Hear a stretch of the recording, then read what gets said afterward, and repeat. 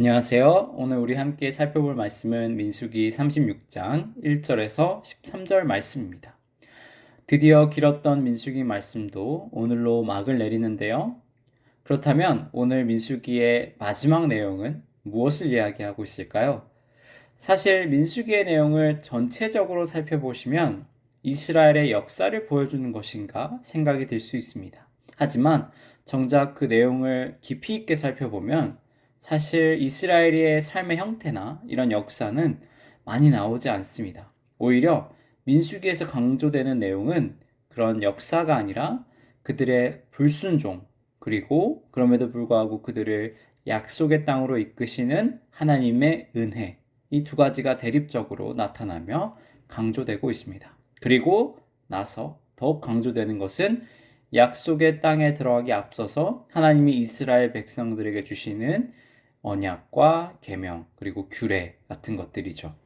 오늘 마지막 장 36장에서도요. 이 내용이 강조되고 있습니다. 제일 마지막 절인 13절을 한번 같이 읽어볼까요? 시작. 이는 여리고 맞은편 요단가 모압 평지에서 여호와께서 모세를 통하여 이스라엘 자손에게 명령하신 계명과 규례니라. 네, 방금 읽은 말씀에서도 이 내용이 여리고성을 앞두고 가나안을 향하는 첫 발자국 앞에서 하나님이 주신 계명과 규례다 이야기하고 있지 않습니까? 이 계명과 규례를 다른 말로 하면 뭐가 될까요? 한마디로 하나님의 율법이 됩니다. 가나안 땅을 앞두고 하나님이 보시기에 이스라엘 백성들에게 필요한 것은 하나님의 율법이었습니다. 왜 그랬을까요? 그 이유는 모든 사람들이 죄의 유혹 앞에서 안전하고 질서 있는 공동체를 형성하려면 하나님의 율법, 그리고 그 질서를 유지하게 해주는 법의 형태가 반드시 필요했다고 하나님은 판단하신 것이죠. 사람은 타락한 이유로 스스로 질서 있는 공동체를 형성하는 힘을 상실했습니다. 민수기에서 나타난 이스라엘 백성들의 모습만 떠올려 봐도 이 사실이 입증되고 증명된다 할 수 있습니다.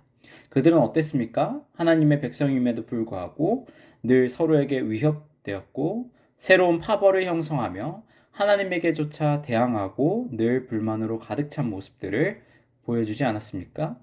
이러한 이유로 하나님은 그들의 삶의 중심에 율법을 세우십니다.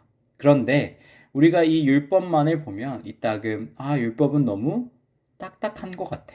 너무 무자비한 것 같아. 라는 느낌이 들 수 있습니다. 그때마다 우리는 기억해야 하는 것이 있습니다. 무엇입니까? 이 율법의 본질은 결국 우리를 죄로부터 지켜주고 공동체를 세우기 위함이다. 라는 것이죠.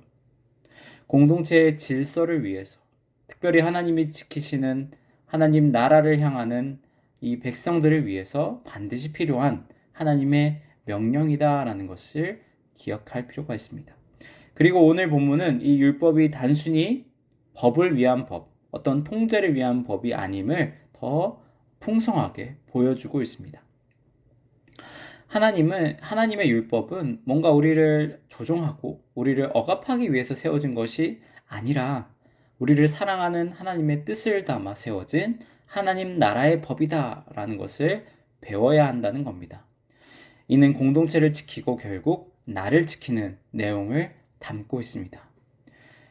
그러므로 하나님의 법은 맹목적인 순종을 요구하지 않고 그 가운데 지혜로운 대화와 지혜로운 해결책을 제시하기도 합니다. 오늘 본문의 내용처럼 말이죠.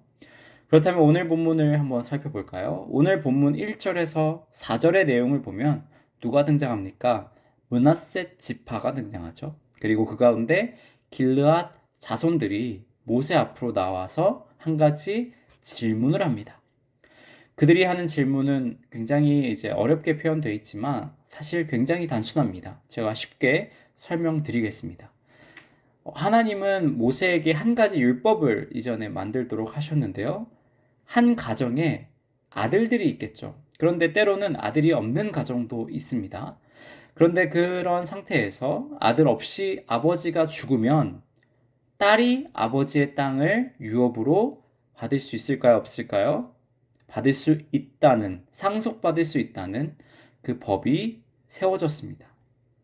하나님은 남자나 여자나 차별 없이 약속의 땅을 물려받을 수 있도록 하신 것이죠. 이러한 새로운 율법 앞에서 이 길르앗 자손은 한 가지 질문을 하는 겁니다. 그렇다면은 이 길러온 자손들은 여자가 혹은 딸이 땅을 물려받는 것이 부당하다 생각하는 것일까요? 그것은 아니죠. 그들은 딸들이 땅을 기업으로 받는 것에 동의했고 그것에 대해 불만을 표하는 것은 아니었습니다. 오히려 그들은 오늘 불만을 토로하는 것이 아니라 아주 정중한 자세로 모세에게 다가와 대화하고 있습니다. 길르앗 자손들이 제기하는 문제는 뭘까요? 그들은 만약 이 딸들이 땅을 상속받았는데 다른 지파 남자들과 결혼해 버리면 어떡하냐 질문하는 겁니다. 만일 그런 일이 발생하면 그들이 받은 땅이 다른 지파로 넘어가 버릴 것이니 그것이 나중에 문제가 되지 않을까요? 라고 질문하는 거죠. 장기적으로 이러한 문제는 진짜 문제가 될 수 있습니다. 한 지파에서 다른 지파로 땅이 넘어갈 경우 한 지파가 지나치게 축소되거나 소멸까지 될 수 있는 큰 문제인 거죠. 그러므로 그는 이러한 질문을 한 것입니다. 이러한 길르앗 자손의 주장 그리고 질문에 모세는 뭐라고 답했나요? 5절을 한번 보겠습니다. 시작. 모세가 여호와의 말씀으로 이스라엘 자손에게 명령하여 이르되 요셉 자손 지파의 말이 옳도다. 네, 모세는 그들의 문제 제기가 옳다라고 말합니다. 이는 하나님의 법이 틀렸다 얘기하는 것이 아니죠. 여기서 우리는 하나님의 율법을 주신 근본적인 목적 다시 한번 생각해 봐야 합니다. 하나님은 약속의 땅에서 이스라엘 공동체를 지키고 다스리기 위해 율법을 세웠다 말씀드리지 않았습니까? 그리고 오늘 길르앗의 질문은 어떤 질문이었습니까? 공동체를 지키기 위한 정당하고 지혜로운 질문이었습니다. 그러므로 그는 옳은 질문, 옳은 문제 제기를 한 것이죠. 그리고 그는 하나님 앞에서 지혜를 구한 것입니다. 하나님의 뜻에 따라 길르앗 자손은 자신들의 지파를 소중히 생각하고 약속의 땅을 지키고자 하는 마음이었던 겁니다. 결국 모세는 그들에게 지혜로운 해결책을 제시합니다. 8절을 보면 모세는 땅을 물려받은 여성들은 그 딸들은 반드시 다른 지파의 남성과는 결혼하면 안 되고 자신이 속한 지파의 남성들과 결혼하라 이야기합니다. 명령하는 것이죠. 만일 다른 지파의 남자와 결혼하고 싶다면 방법은 있었겠죠. 자신이 상속받은 땅을 포기해야 했을 것입니다. 자, 이를 통해 우리는 무엇을 배울 수 있나요? 우리는 하나님이 우리에게 많은 자유를 주셨지만 모든 것을 허락한 것은 아니었다. 기억해야 합니다. 모든 사람에게는 자유보다 율법을 지킬 책임이 그리고 공동체와 하나님 나라를 위해 먼저 기도해야 할 책임이 앞섭니다. 우리는 이것을 주목해서 봐야 하는 것이죠. 오늘 나타난 명령도 그렇습니다. 모세의 율법은 각 여성의 자유를 필요 이상으로 침범하지 않으면서도 반드시 지켜야 할 법으로 다가오고 있습니다. 이처럼 하나님은 지금도 우리의 삶 가운데 율법의 순종을 요구하고 계십니다. 이는 율법주의를 말하는 것이 아닙니다. 먼저 하나님의 나라와 그의 뜻을 구하라는 예수님의 말씀을 강조하는 것이죠. 믿음의 삶을 요구하는 것입니다.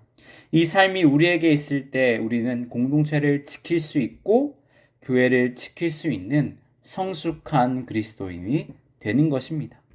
우리 나눔교회가 이러한 성숙한 그리스도인이 되고 하나님 말씀에 순종하여서 하나님 나라의 유업을 상속으로 받는 모든 성도님들 우리 나눔교회가 되기를 축복하고 기도합니다. 아멘.